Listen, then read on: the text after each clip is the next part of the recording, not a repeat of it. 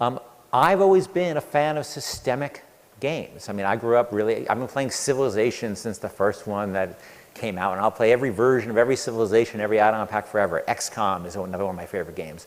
I grew up playing paper, hex-based board games, but my games that I've worked on haven't really been like that, with the exception of Freedom Force a little bit.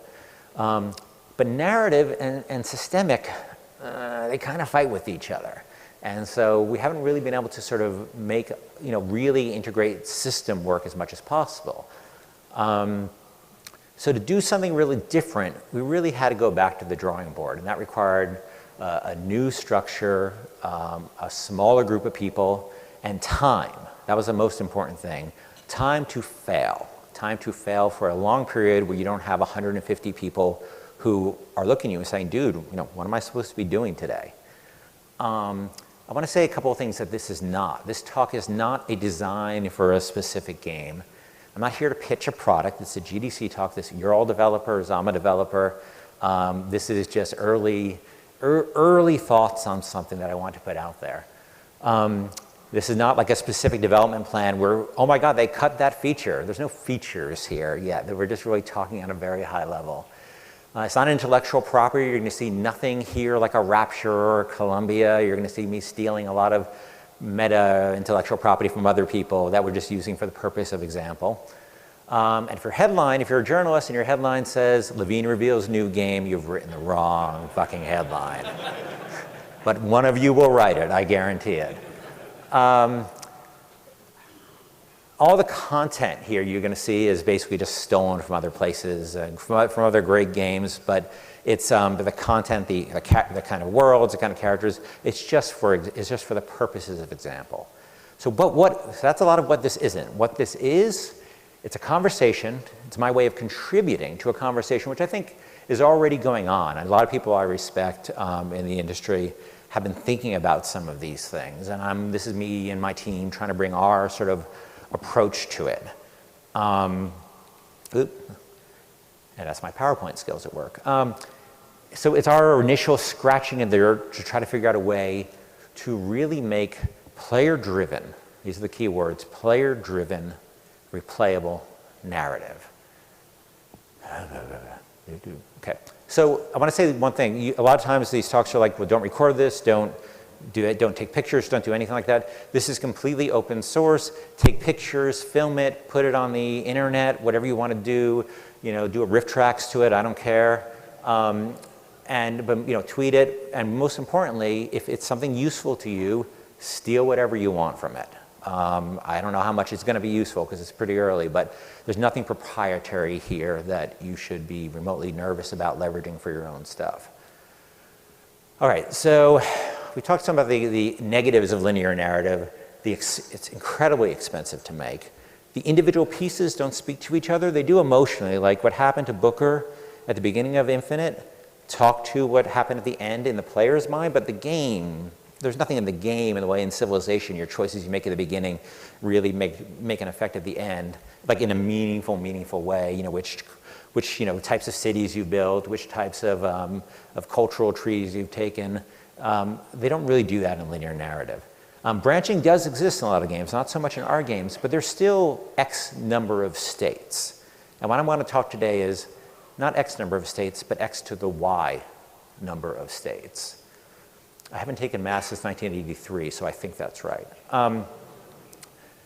Linear narrative doesn't really fully embrace the unique power of games, which is replayable and player-driven. As much as I love the narratives we did, really we were so much feeling, we knew the constraints of it so much that we kind of made a lot of meta commentary on the constraints because it is a constraint, and though I love that form, I think we sort of said what we had to say and we want to see what's past it. And most importantly, it's not player-driven. You are seeing the same story your friend is seeing, or you're seeing X of Y versions of a story your friend is seeing. Multiple endings still mean a fixed number of player states. There's 5 endings, there's not X to the Y endings. And one of the most frustrating parts for me is you can only add in to a narrative game traditionally, sorry, add on to a narrative game, meaning here's another chunk which you play that it's subsequent to what you already played, where games like Civilization, games like XCOM, you can add in to the experience and enhance the experience from the very beginning of the game. So that's going to be a focus of what we talk about today as well. I don't want to underplay the work that's being done in this area. I think, if you look at stuff at BioWare, the stuff at, the Witcher guys are doing, there's a lot of really great work about opening up narrative, but I think they're taking a fundamentally different approach, but in no way do I want to say their work isn't extraordinary and important. So how do we traditionally think about AI? Whenever I talk to people about AI, a lot of people say to me, when do you think an AI is going to be like a person? When's it going to pass the Turing test? And I think that's fundamentally too ambitious a way to think about characters in AIs. Because I think we've all demonstrated there's nobody on the planet who's even close to this. I think we're several paradigm shifts of not just technology. As a writer, it's hard enough to write one good character, let alone a character that can react to any arbitrary thing and say clever and funny lines while he does it. So a really robust solution to this lies beyond any technology or creative horizon that we currently have. So we're really scratching at the surface. But I think we're giving up the good for the great, because I think there's real major steps we can make here, but we have to refocus our attention a little bit. If you're overly ambitious, can lead to paralysis, and I think that's what happens. Well, we can't do it, so let's just not even really try. So let's try. Some first steps. Physics. Remember 20 years ago, there was no physics in games. Physics was an animation that played when you dropped something that did not speak to any math really of any kind. But when they started with physics, and I got very excited because I love simulation, they started very simply with 2D circles and rectangles and spheres and cylinders and axis-aligned boxes and so on and so on and so on. Now there's cloth and liquid, but they're still dealing with a subset, and they keep building up from that subset. But every time they add something to that subset, it gets more powerful and it gets more real feeling. But remember back in the day when the first things appeared, you weren't like, well, fuck this, it's not perfect physics, let's forget it, I'm not going to play it. It was exciting. And I think that there's a path to take here with characters. So if we don't try to model everything, but model a set of limited and believable and impactful things. So let's try, as we think about this, to set some goals.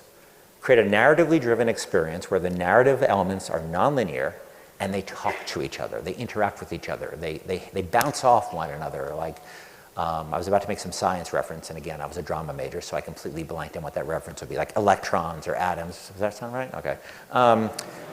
And all these narrative elements trigger off of player action, not off authorial action.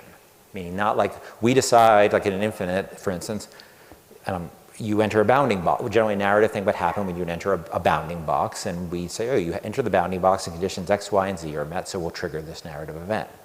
But those are generally off of where the author intends them to happen, not where the player arranges for them to happen. These triggers, these things that change the narrative state, the things you can interact with in the narrative have to be transparent to the player, so you're not just like out there doing things and people are reacting in completely crazy ways. We want to show you the things, the passions, and I'll talk to you about what passions are in a minute, what they are and how you can interact with them. So let's, I hope Todd Howard isn't here, but let's just sort of take their design, and it's, a lot of MMO style design and single player MMO like Skyrim design. Basics. So we have a game we can talk about that isn't necessarily in any way, shape, or form the game we're making, but it gives you some basis of understanding to apply the new stuff to. So let's assume a game, kind of open worldy with factions you can choose between, with quests and character growth and armor to collect and monsters to fight and crafting of all kinds. I would expand the crafting I take a page out of Dark Cloud's book for this example too, Dark Cloud 2. Hope you've all played it. It's like one of the best games ever. You can actually craft, there you go. You can actually craft actual towns and buildings, and there's a cycle there. You go to the dungeon, you collect loot, you collect crafting materials, you come back to the town, you can build parts of the town, that gives you buffs, that gives you new characters, that gives you new opportunities. There's a great cycle. What I talk about here is this strong loop between non-combat and combat. A really strong non-combat combat loop. Non-linear quest structure is also critical here. All right, so here's my incredibly innovative world. 4 villages. Imagine an open worldy kind of thing. There's an orc village, there's a dwarf village, there's a goblin village, and a elf village. And then there's you. You come into the world. And so now we start getting into the stuff that is the stuff we've been thinking about and the stuff we've been focusing our brain on. So in the orc village, there's lots of people. There's 5 stars in each town. Now that number is placeholder, but what I want is, when I say a star, these are the characters that really matter. And the question is, I don't want to overwhelm the player with 1,000 characters that matter, because you just won't be able to track them. So the number is really how many people can the player really track? How many stars can the player track? Okay, what is a star? A star is an NPC with a set of capital P passions, a defined term, which I'll define in a minute. What's passion? Okay, these are not full psychological models. You know, as I said, tech before has been trying to really fully simulate a human being and all, you know, and how they work, but I'm not really trying to do that. Let's go to literature and media. So you know a bunch of stuff about Luke Skywalker. He has passions, right? What are Luke's passions? He wants to prove himself. He wants to go on adventures. He has issues with his dad. These are things that really define him. There's things that probably exist. We all have things that exist. And think about, just forget about Luke, just forget the people you know, people you work with. You know a bunch about their passions, but like, you don't really know about their kinky, weird shit that goes on at home, and maybe you don't even want to know. So there are things that don't really matter. You know, maybe Luke is a vegetarian. Maybe he's one of those really jerky vegetarians who won't stop. I'm a vegetarian, so I kind of know. He's got a terrible tooth decay problem. He's got OCD, and like, these are things that exist in Luke Skywalker, but they're just not relevant to the experience at hand. So let's not worry about that stuff. Let's just worry about his passions. So a passion is what a star cares about relative to the actions of the player, meaning relative to the things the player can impact upon. A passion is transparent to the player, meaning that the player can see these passions and see how they are, the character, the NPC is feeling about them in relation to these passions. A passion must be responsive to the player's actions. It has no meaning if you can't do anything about it. That's what, you know, you're the star, you're the center of this game. You want to be able to impact these passions. So let's meet Frank, one of the stars of the orc village. He's a blacksmith. He has a store. Hey, guess what? He sells a lot of armor and weapons and crap like that. But unlike most blacksmiths who just stand there and deal with you on price, Frank's a little more complicated. He's kind of a deep guy. He's got 3 passions. Let's just talk about one of those passions. He has a passion, which is he hates elves. And a lot of orcs share this passion. And can you guys see the cursor I'm drawing with here? Yeah? There it is. Oh, it's great. It's completely offset from my screen. So you see that all the characters' passions or feelings about you in regard to this thing. So Frank cares about hating elves, but this is really about how does he feel about you in relation to hating elves. Well, he doesn't know you at first, so he's neutral with you. You know, he's right in the middle. But as you do things relative to elves, either doing bad crap to elves or doing good stuff to elves, he likes you more or less in regard to this passion. Okay. So example.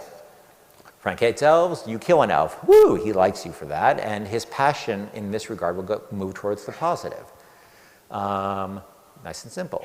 On the other side, he hates elves, you help an elf of any kind. You know, you do a quest for an elf, you rescue an elf, you build a house for an elf, you woo an elf. He's going to feel more negative about this. This is all pretty simple, and you've seen some stuff like this in games before already. Frank has 3 passions that you know about at the beginning. And let's say the passions are he hates elves, he wants a temple to the old gods built, not the new gods, the old gods. And he wants to woo Barbara the orc because she's beautiful. And you can impact all these passions. You can help him build the temple. You can help him prove himself to Barbara. All, you know, these are all normal sort of questing things and building things and crafting things and fighting things and dungeony things and collecting things. But they're all impacted by you. These won't move on their own except what you do relative to them. Now, the macro passion. Okay, this is where it gets interesting to me. The macro passion, and this is where my math won't come in again. I'm going to say it's a function. I'm going to say it's an average, and I'm probably completely wrong because there's probably somebody telling me it can't be an average, but I'm saying it's an average, so shut up. It's a function or an average of the three micro passions. Yield basically their overall feeling about you. And remember, so it's not just one feeling. It moves on all these different axes. But those yield a larger feeling about you. And you see these little black lines on the macro passion, that gold bar. Those are called thresholds. And when you pass certain thresholds on that, Frank will start doing stuff for you or doing stuff against you, depending on how you're dealing with Frank. So, for instance, you steal the Elf King's crown. Remember, he does not like elves. So that micro passion feeds into the macro passion, and ding, oh, I missed a slide. You kill some elves at the beginning. Ding, Frank says, oh, guess what? There's a 20% discount in my store from now on, as long as you don't go back past that threshold because you do things he doesn't like. Then you do something bigger. You steal an Elf King's crown. Ding, Frank offers to send NPCs, henchmen, to help you in battle. That will appear sometimes just when you need them. Now, player destroys an elf shrine. No ding, because you actually haven't crossed the threshold, but you're moving along the bar, so it's still good, but you haven't hit an actual threshold for a thing. Now you like start hanging out with the elves, and you, no, that's the wrong thing. Oh, no, sorry, my mistake. You help build his temple to the old gods that he likes. Ding, he makes a special item for sale. I think you get the idea. Now, on the other side, you start hanging out with the elves, and maybe you kind of like one of the elves, and you do a quest for one of them. Well, Frank's gonna hear about that. Unding, you know, his micro passion of elves will move back a little bit, and maybe enough to actually affect the macro passion bar, and that special item that was on the shelf goes off the shelf. And he will reflect all this in his dialogue with you. He says, yeah, dude, heard what you did with the elves, not fucking cool. You know, feeding this back is all really, really important. I'm going to take a little sidestep here and talk about zero-sum games. And they're going to be very important to what we're talking about here. You may be sensing this already. $10 to anybody who spots the math error, which I forgot to fix. So zero-sum game is, say there's 10 gold, and Ken and Pierre both want the 10 gold. And either Ken, and you could have a bunch of situations. I got 10, he's got none. I've got 0, he's got 10. I got 3, he's got 7. I've got 6, he's got 5. Drama major. But it's a zero-sum game, meaning he gains, I lose, I gain, he loses. Then there's non-zero-sum games. And I'm going to use Lucky Charms, because I like Lucky Charms as an example. Say I've got a surplus of blue moons, and Pierre has a surplus of pink hearts, more than we can possibly eat, but we really both want the variety. It's really important for our economy. We can trade. So I give my surplus to him. This is this classic, this is what trade is, right? He gives me his surplus, and now we both have much better economies because we have this mixture of resources we need.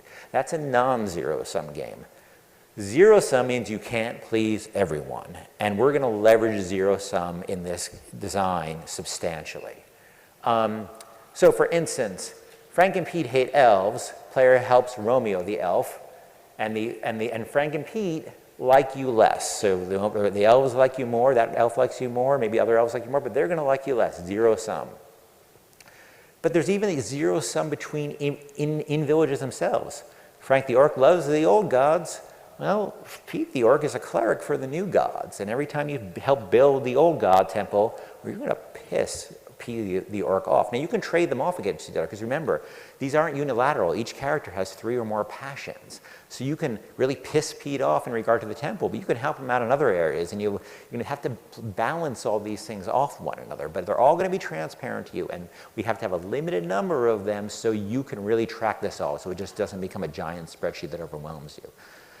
But, you know, as I said, you're damned if you do, if you're damned if you don't. Let's talk about the love that dare not speak its name. So, orc and elf. We have Juliet the orc is in love with Romeo the elf. Now, most of the orcs want bad crap to happen to the elves, except for Juliet. So you can go all day and pound on the elves, and all the orcs are going to love you, but you're going to be pissing off Juliet. So she's, for instance, the priestess in the temple. When she gives the healing, well, you're going to have a hard time getting that healing from her.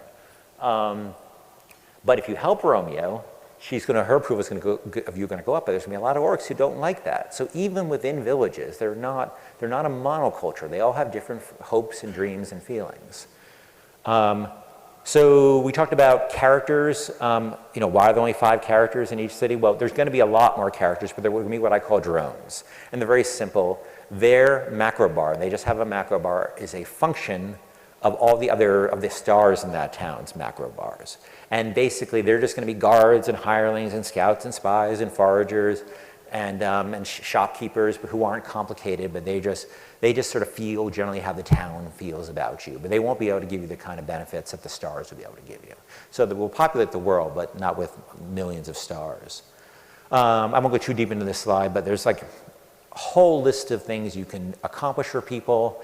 You probably see them, a lot of them in other games. Some of them could be new. Worshiping gods, killing people, rescuing people, collecting resources, destroying resources, and then rewards that these stars can give you. Price adjustments, combat help. They can give you buffs. They can help you build new buildings, which give you other benefits. They'll loan you equipment. They'll give you equipment. They'll send henchmen to help you.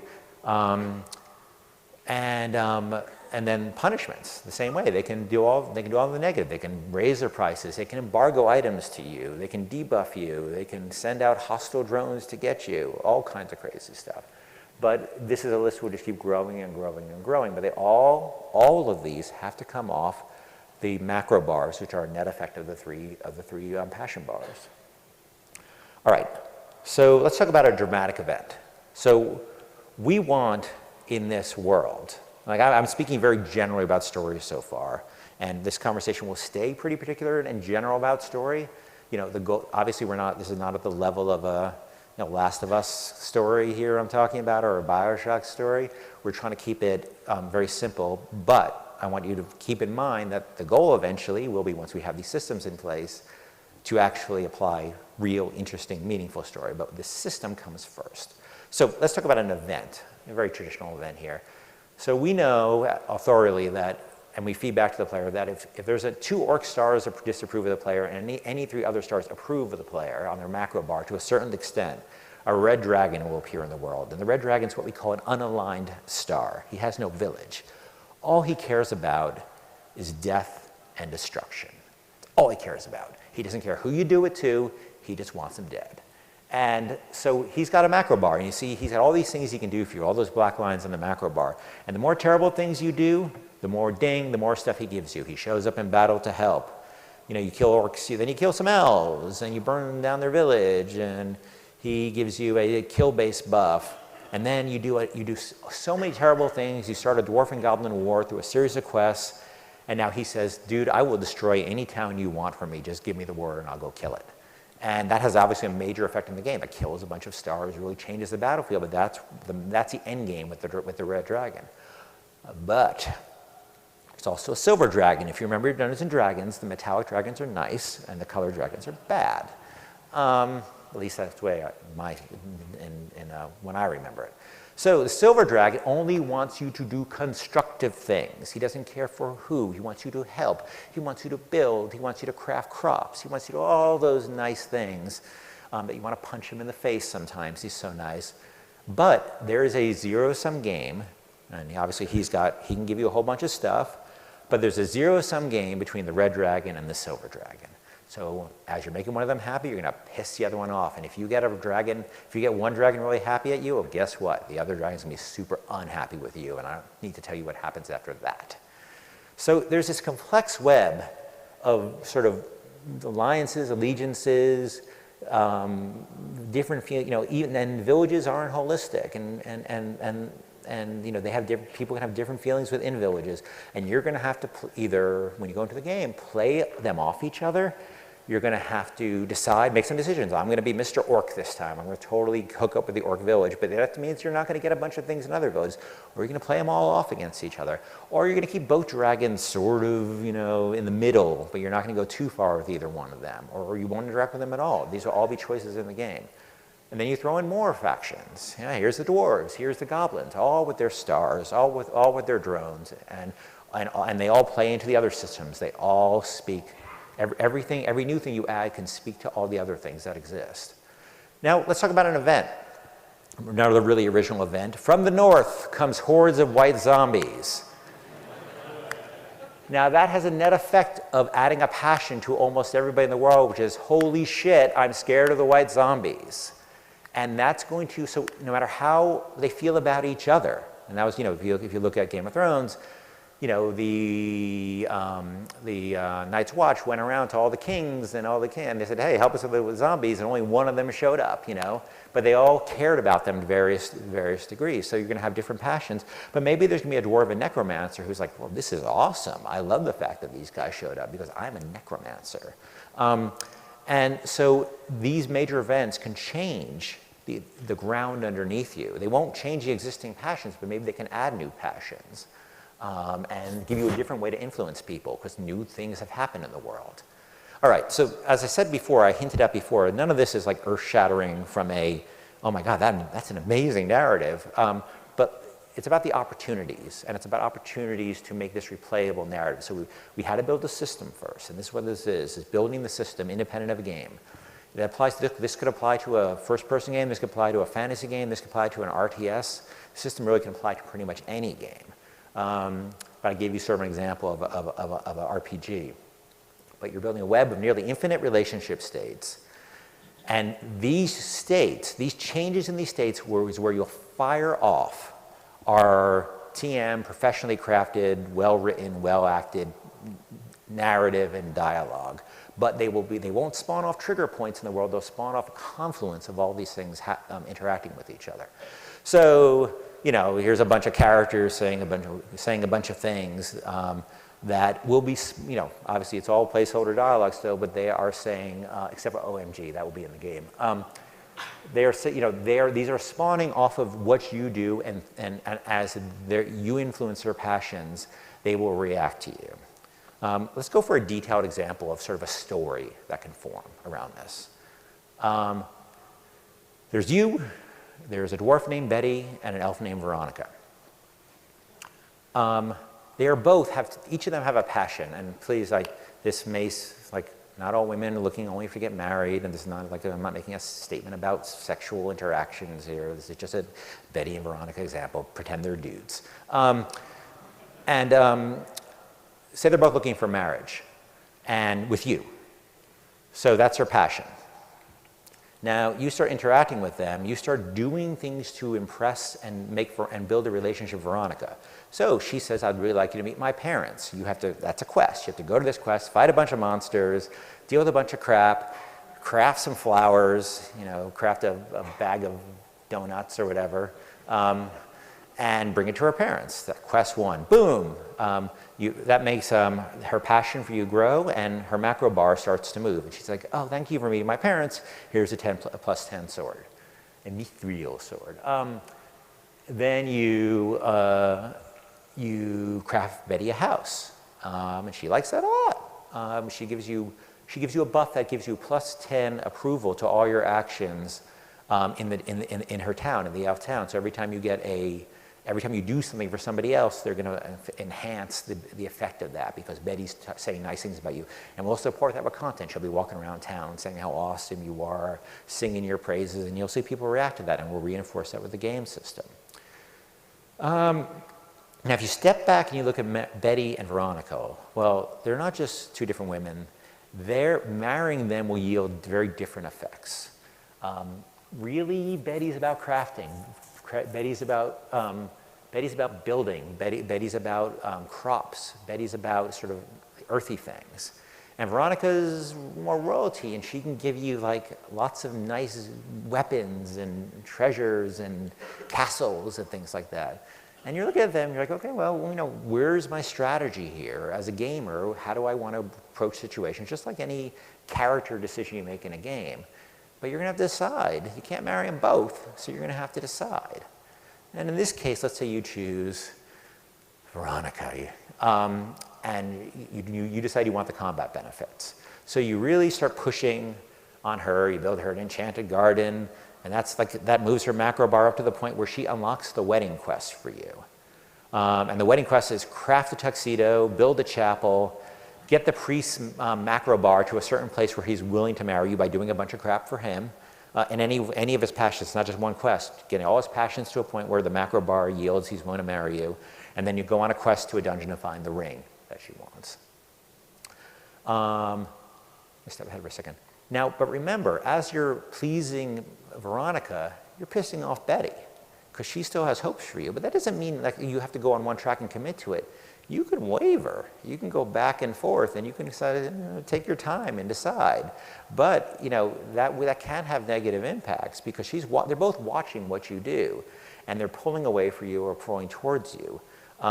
So when you complete the quest, you finally said, "Well, I led Betty on long enough. I got to finally, put a ring on it.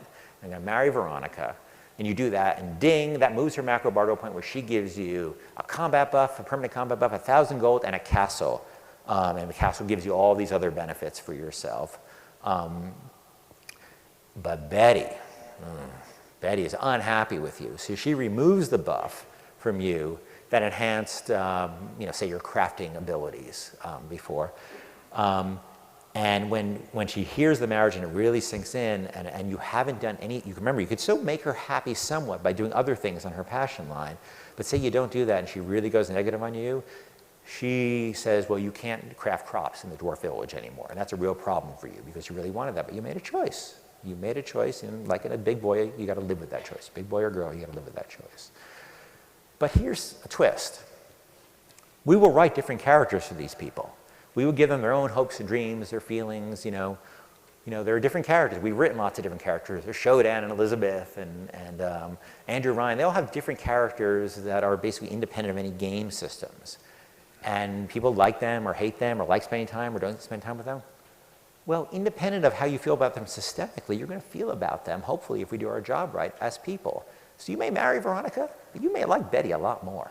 And you're going to have to live with that because you're going to have to spend a lot of time. She'll go on quests with you, and things like that, and spend time with you and interact with you. You're going to have to think about that. And the player's going to be sort of making choices between what he wants, sort of, what character he likes to spend time with, and what he needs to grow in this game. Fortunately, unlike life, you can replay it and marry the other one next time. So with good writing, hopefully, players should be able to have to balance physical gain versus these emotional fulfillment decisions.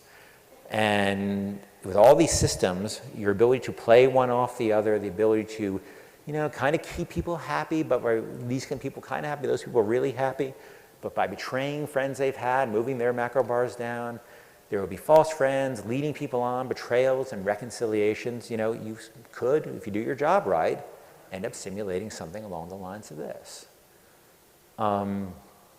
Or any other sort of narrative experience where you have lots of people who are plotting against each other and playing one off each other. You could make. I think you could, within Grasp, start to try to simulate something like that, but driven not by your TV set, driven by you. Let's talk about hidden passions. Hidden passions. So characters that, let's just say, for argument's sake, have 3 passions at the beginning, but maybe they also have hidden passions, which are not revealed at first. These are a resource. Knowing about people's hidden passions means you can impact upon them in different ways. If you don't know about the passion, you can't impact upon the passion. And it's a resource that other characters can give you about themselves, depending on their macro bar, or they can give you gossip about characters they know. So let's say you've been friends with Romeo the Elf. You've really grown his macro bar, and one of the thresholds is, hey, I know about this cool quest. Why don't you come on it with me and we'll share the riches? So you go on the quest with Romeo, and he tells you all about himself, about his hopes and his dreams, and how he really strangely hates dwarves in a creepy way. And he tells you he writes poetry, and he reads you some of his poems, and you're really getting to know him. And you're about to go in the dungeon, and you go down the dungeon, and you sort of help him on the quest, complete the quest, that moves his macro bar to another stage, ding, and he says, I'm going to reveal to you one of my secret passions. I'm in love with Juliet the orc. And so now you know a new passion about Romeo because you spend time with him, you've interacted with him, and you've given him what he wanted on his bars. And now you've got to make a decision because you know now that he's not going to like it when you beat up on orcs because he's in love with Juliet the orc. So you have to make some decisions. Do I continue this friendship with Romeo? Do I abandon the orcs? Like, what do I do here? So you can see he has a new passion here. So the orc reinforcements come in this dungeon, and boom, one of them is Juliet. So now you have to make a decision about what you're going to do. Well, obviously, he's not going to kill her. What do you do? But then say you're on the same quest with a different character. He doesn't care. It's just me. Let's go kill all those motherfuckers. Okay, so replayability, and that's central to this. The games we made generally have had add-ons. I'm very fond of them, but they're add-ons. They're not add-ins. You add it to the end of the experience. Games like Civilization, XCOM add in to the situation, allow you to start the game over and play a very different feeling version of the game. So obviously the player will have each playthrough. They can choose different stars to befriend, different people to take on board, different people to turn against, and that's player-driven. They can support the same characters but to different extents. Then let's talk about the passion pool. Okay, so let's say Frank the Orc actually has 10, we write, produce, record, cast 10 different whole passion sets for him. But in each game, we only get 3. We choose at random 3 of them. So like we all have different stages in our life where we care about different things. You're encountering Frank at a different stage of his life. He's still the same guy, still the same character. But at one point of his life, he cares about hating the elves, temple of the old gods, and he wants to woo Barbara. But then he's married, and he still hates the elves, but his marriage is not going the way he thought, so maybe he secretly loves Romeo the elf. And he wants something different in his life now. And he also is, he's looking to his retirement, he really wants a piece of the cat's eye medallion. And so he's a different guy this time, and he may have other secret passions. So that's, when you come into the game, you'll still see the same people, but they may have different goals. And of course, we can make, over time, new passions, new characters, new quests, new factions, all those things available as time goes on. So for instance, you add a new faction, the werewolves. The orc does not like werewolves, but one of the elves has a thing for one of the werewolves. So these are new passions you can play off. And the werewolves will have their own passions, of course.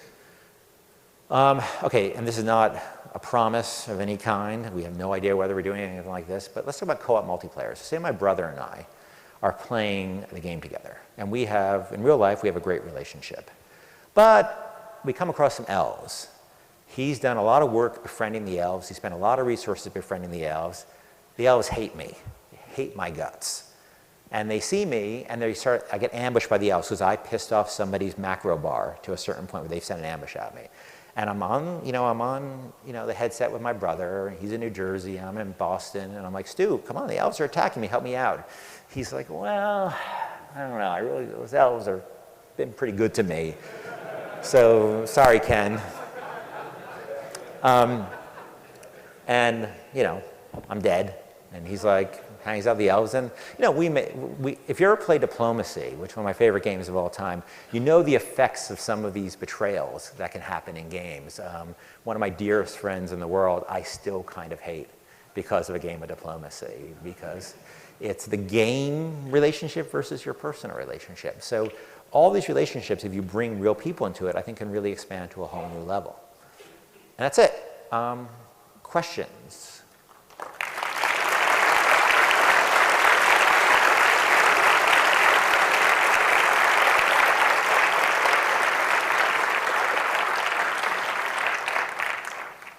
Start there. In a lot of what you said, the NPCs were aware of all actions that were taken by the player. How will things like lying and taking actions in secret be managed in this kind of system? I think it's a really good question. I think that's beyond the scope of what I've thought about yet. I think it's something it could complicate things. It could also be a really cool thing, but I think that how information gets propagated, maybe we need some kind of feedback about information propagating throughout the world. Maybe you have some ways to keep information from propagating. Maybe there's tools you can have for that. I think that it's a really interesting space. I just haven't thought it through yet. But it's a good question. We'll go step to through. Hi there. So one potential issue I can see with this is that a lot of times in stories and TV shows, the most interesting things are when a character feels very conflicted about another character. Like for example, when Deborah finds out that Dexter is a serial killer. Sorry, spoilers. She's conflicted with her police values, but also with her family values. And it seems like with your system, you would still have a sort of combinatorial explosion of sort of art and voice acting and writing, because you need to sort of consider all these possibilities of every passion that each character might be in, not just the macro passion, but also the specific states of the non-macro passions. Yeah, I think I'm not in any way pretending there's a trivial amount of writing work to be done here. I think there's a substantial amount of writing work. The difference is because they bounce off each other and they play off each other, they're reusable. And they can appear in different games, they can appear in different contexts, but there's still a full, plenty big writing job to be done here. I'm not trying to write less. I'm trying to write stuff that can be reused and replayed in different contexts, but you're completely right. And starting to track that combinatorial explosion is going to be, I think, one of the first steps when you start doing the math to see how much stuff you can really support. But writing is relatively cheap. It's what excites me about this is the fact that it's different and it's driven by the player. So you have to scale that to taste and what you can afford. Gotcha, thanks. Thank you. Hi, system sounds very interesting. The likability of a star towards a player made me think a bit of Dragon Age Origins, and something that was kind of a letdown in that system was that I was never motivated for a character to dislike me, other than player imposed narrative. Yes. My guy's a paladin type character, I'm not going to like the witch. Yep. But in the end, I needed everyone to like me so I can get the benefits from them liking me, so on and so forth. So I had to do actions that kind of went against my character to fulfill the game needs. How do you plan on balancing that or giving positive rewards for some players disliking you? Well, I don't think positive rewards for making people hate you is right. I think the zero-sum game is where that comes in. Because I was talking to a friend of mine about, he worked on a game, created a game called Dogs, he's right there. And the dog would like you or not like you depending on different things. But because the dog was the only actor in the world, you had that challenge. Exactly what you're talking about is like, you're not going to kick the dog in the face, So like, how do you deal with that? And that's why the zero-sum games are so important. Just like real life, you can be nice to somebody all day long, and just by being nice to that person and ignoring the other person, hey, you're doing game development, and your wife's at home waiting for you. Zero-sum game. And that's the problem that I think we want to highlight, because I don't think the choice of good and evil, to me, is always that challenging thing. It's like, well, I don't want to be a jerk, but just by what you don't do or what you do for others makes you a jerk to some people because they don't like it. Hey, you went to dinner with that guy? Fuck you. And I think that's the heart of how you deal with that problem. Okay, thank you. So it sounded like sort of... Sorry about all the cursing, by the way. I'm a bit foul. It sounded like your sort of stars were fixed characters, even though they were going to have like different passions every time you restarted the game. It sounded like Frank the orc was always going to be the blacksmith in the shop. Maybe I didn't get that, but so I was wondering, what are your thoughts on sort of having stars emerge based on who the player wants to interact with? So I think that one thing I like about these sort of replayable games is they let you set all the sliders and all the variables. So I don't think and a lot of things get trickier once you have things like leaderboards and achievements and stuff like that, but you can invalidate, those things for the purpose of a game. But I'm really a fan of saying, I want to play a game where Frank has these passions and this guy has these passions, if you want that, because it's your game. And the system, unlike where you can't really do that in a game like Infinite, right? This game, I think, would allow for that. So I support it in concept, absolutely, because that's the kind of games I love. I like setting every little checkbox myself. It makes it the game mine. So it seemed like there might be a bit of a disconnect between the interesting dynamics of each quest and the somewhat selfish rewards you get for it, possibly a boost for a main quest. How do you think this game would work if you eliminate these reward boosts or even eliminate a main quest and these side quests were the entire game? So I don't actually, main quest is a really interesting question. Do you need a main quest? I don't actually know. We've been talking about that.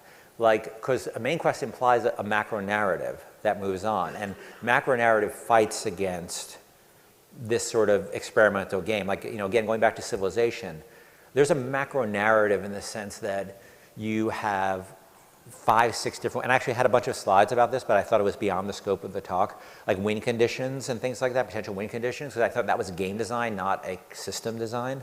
So you could say, I can win the world by destroying one of the villages, I can win the game by destroying one of the villages, I can win it by making them all like me a certain amount, by whatever. You can set different win conditions, or you can sort of set a macro story, but I'd much rather have these events that happen, that change the dynamics, like the White Walker example I gave, than enforcing a story. Now, again, I don't know if that's gonna work.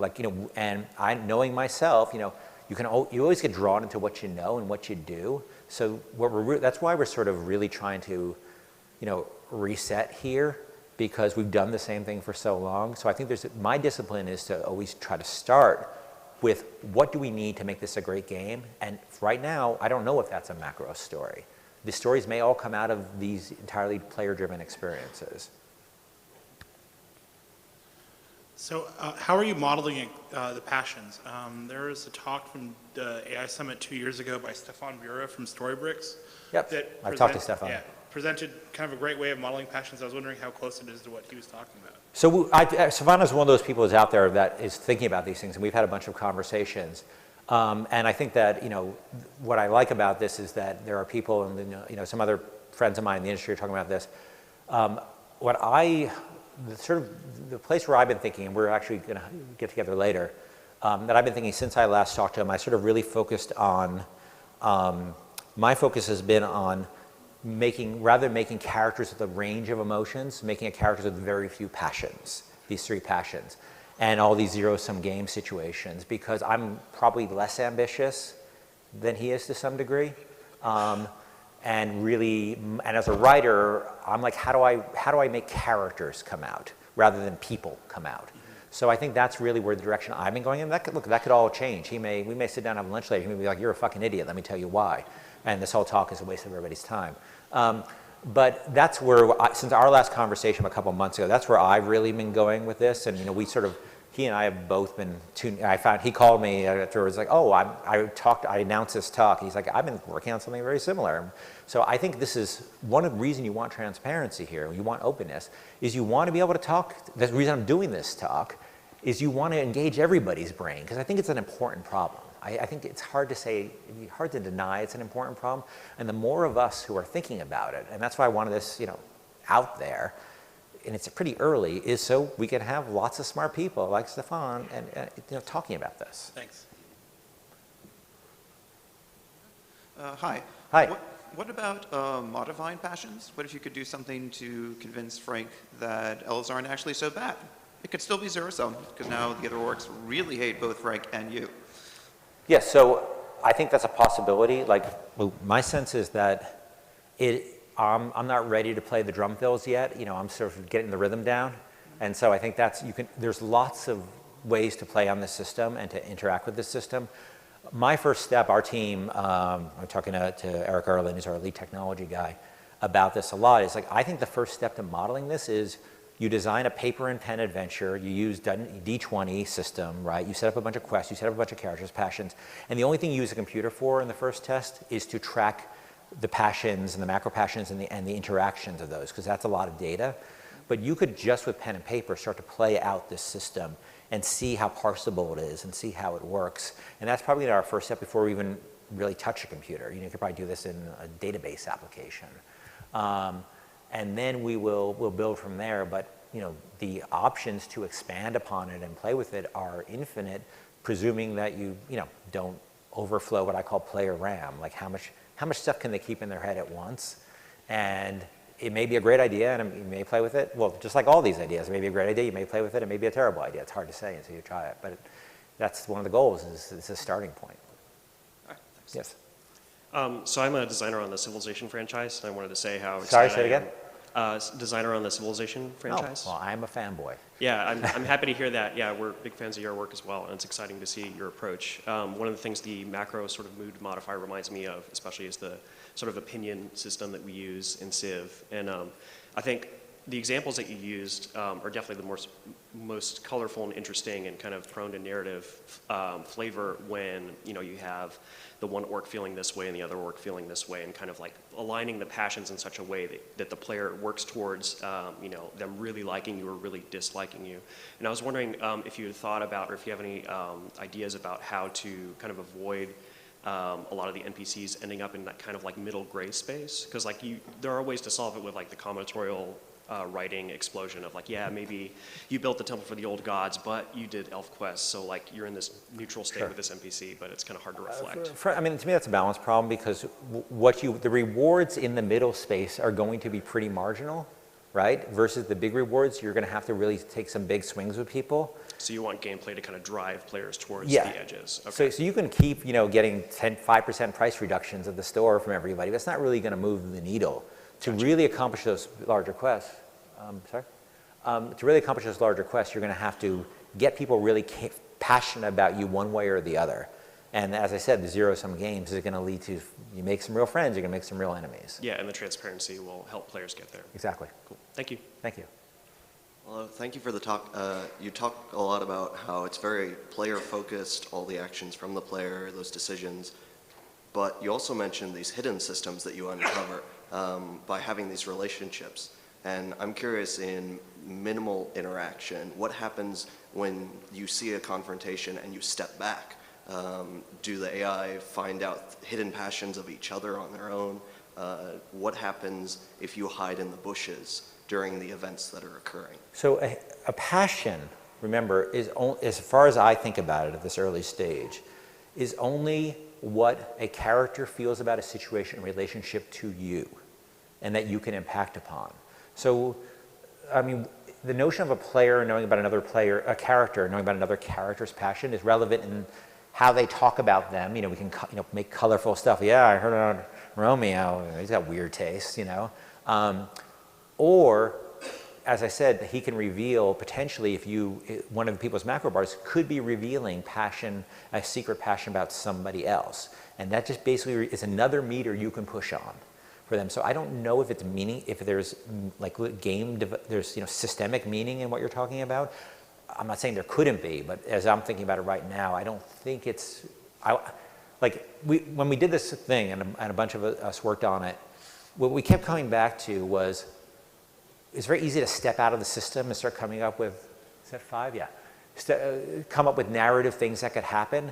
But we kept saying, no, it has to come out of it has to spawn out of this system. And so you don't want to just sort of saying, oh, these guys start feeling this way about you, but independent of the passion system, because then you're just, you're just sort of throwing artificial things into the mix. You're throwing in hacks, basically. And we want the system to work at a core basis. Not saying we can't expand the system, but we want everything to be driven from the core system. Thank you. Thank you. Hello. My question is about player choices. And I was wondering, there are, for every simulationist or narrative-driven player who's all about portraying the character in an RPG, there's quite a few more who are playing the game mostly because they can maybe like the choice system and they like how the system enables them to basically kill everyone, and they care not for whom the blood flows. But I was wondering, how would you handle It's a dark question. Yeah. How would you handle inconsistent player choices in delivering a coherent narrative experience through a system without necessarily using a zero-sum game? So I think the biggest problem is going to come out with thresholding back and forth between, if you're constantly moving somebody back and forth towards a feeling towards you, I think that you may find you know what I'm talking about? Well, I did this thing, and he loves me, now he closes the store, now he opens the store, now he closes the store. Well, you could reflect that certainly in dialogue, dude, you're driving me crazy, but you could also potentially start putting in modifiers. Once you get past a certain threshold, on a positive, it's harder to make them dislike you. You've built up credibility and trust with them, but that would have to be transparent and systemic. And I think you may want to do that to avoid situations like that. And when somebody hates you, you really got to work. But you can get them back. but you really, really got to work. We had a notion of locking at the end that you couldn't come back from it. And I think in my experience, you know, that's probably less interesting, that if there's a way to come back to what's super hard, that would be kind of cool. That person would probably always carry, you know, that negative mathematical twist we put on it will come across the narrative like, yeah, you know, okay, but I still don't trust you, you know? Where if they got to the same point without going so negative, they wouldn't have that I still don't trust you line. They would just be like, okay, well, okay, I'll do this thing. Thank you. Thank you. Hi, I was wondering, when would you think to input an end game of this system? Like, and what would you do for the player at the end? Would it be a Fallout style, like, recapping of all the relationships you've built, or? I think that's probably beyond the scope, like, of what I'm talking about, because I think that's a game design decision, like a particular game, where this is a system, like, you know, how do you want to end it? There's a million ways you can end it. I don't actually think this dictates any of those things. You could have a bunch of narrative events. You could have when certain thresholds are met, like I said, you could have when certain towns are destroyed. There's a million end games you could do. I think that's not what my first priority is, so all I can do is beg ignorance on this one and say that's something for the down the road. Yeah, so I've thought about similar systems quite a bit, and I find it very interesting, but one of the conflicts I always find with it is that it seems very hard to design a sort of deeply thematic narrative that deals with these types of open-ended systems. Given that you've dealt a lot with deeply thematic narratives, do you see a solution to that, or do you see these as sort of mutually exclusive types of narratives? I think it's a really good question, and the honest answer is it's hard to say, and that's part of the experiment. Like, I want to get up here and say, like, we could definitely have the best of both worlds, right? I don't know if I can say that yet, because in the same way, like, civilization has a narrative, right? It's this meta-narrative. Sports have a narrative. Like, when you play a football game, there's a bunch of rules, but it not only has a narrative, it has a meta-narrative. Like, well, that guy just left the Giants, and now he's on the Chargers. Is that a team? Yeah, is that right? And so he's got this rivalry going. So there's this meta-narrative, and he just fucked that guy's wife, and like, oh my God, what's going to happen on the field? So there's a meta-narrative around those things, and I think there will be a narrative that forms in this much more supportive than a civilization arc, because of all these characters and the dialogue and the ability to have, you know, a multi-track feeling, characters having multi-track feelings about you. I think that's going to be a very interesting question. That's going to be the goal, and we're just going to have to see how that plays out. Hopefully, but it's a really good question. But yes, it will. Totally. Buy it. Yeah, so the world that you describe here would only change if the player decides to do something to change it. But like something that, for instance, Stalker, in my opinion, did really well, or in a really interesting way, is that things happen even without you doing anything about it. You know, the world itself is alive and changing even when you're not there. Yeah. How would that, how would you implement that in a system like this? So the White Walkers example I gave is an interesting one. That could be something that's spawned off of a bunch of things you do, or we could just, you know, sometime roll the die or plan or authorially plan on it to happen. And you see there are a lot of board games actually where events happen, like XCOM is a great example, where they sort of put a new template of event that comes in, and that changes how you have to play. So I don't know yet. I think it will allow for either one. I want to make sure the player feels that that they are at the helm. On the other hand, you know, like, you know, I was talking to my friend Drew yesterday about Ned Stark, you know, and how Ned thinks he can play everybody off one another, and he can keep everybody happy, and he finds out what happens if he tries to keep everybody happy. And then you have situations that happen outside of your control, and I think that is something interesting if you look at Game of Thrones. That's always happening. People think they have things in charge, and then Tyrion comes in and shoots you in the gut with a crossbow. And so I think you have to balance that to make sure the player still feels that they are the driving force in the world, but maybe you do want the White Walkers to appear by you know, fiat. Thanks. All right, I think that's all we can do right now. Thanks, guys.